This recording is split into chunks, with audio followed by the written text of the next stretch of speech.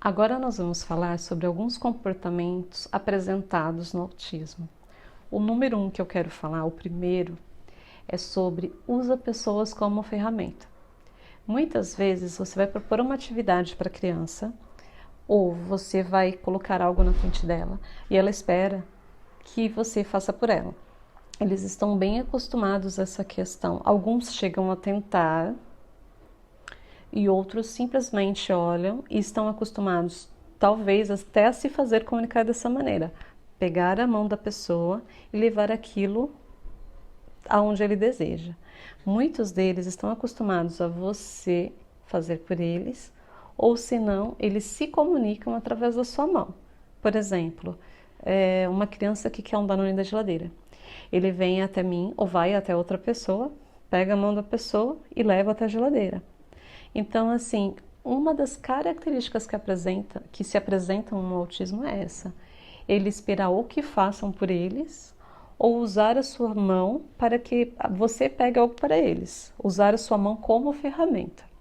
A número 2 é a questão do apego à rotina. Como eu falei naquele momento, existem algumas crianças que elas têm essa questão do comportamento rígido, do cognitivo rígido para a rotina.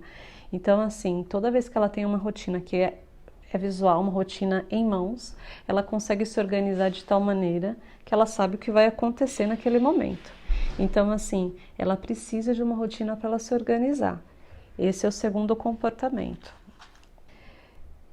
Eu vou falar agora do comportamento 3, que é a questão da falta de interesse em relação ao outro.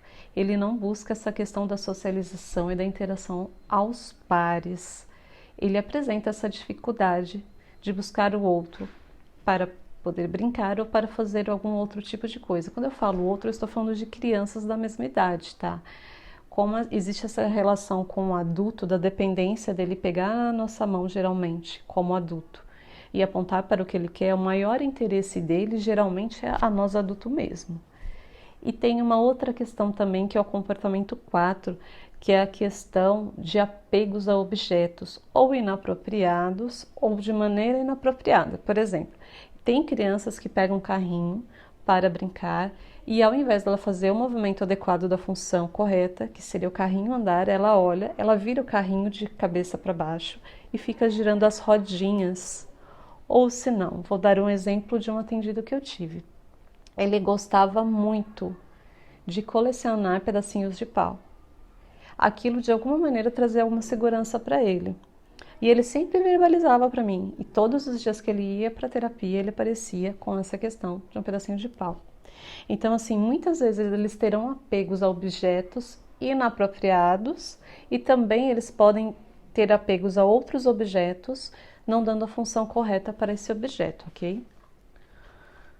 O comportamento 5 tem a ver com a questão do contato visual.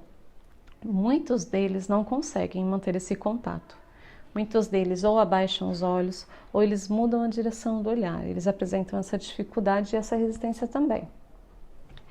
Já o comportamento 6, ele vem falar de algo que eu já falei antes, que é a ecolalia, aquela fala repetitiva, mas totalmente sem função. Olá, fulano, tudo bem? E a criança te repete. Olá, fulano, tudo bem? Então, assim, essa é uma fala, conforme dito anteriormente, que não tem funcionalidade, que nós chamamos de ecolalia. O comportamento 7, ele vem falar de algo que nós já conversamos também, que é a questão das estereotipias, dos movimentos repetitivos por algumas questões de sensações ou de emoções que eles não estão conseguindo expressar no momento, porém que serve como aliviador de tensões.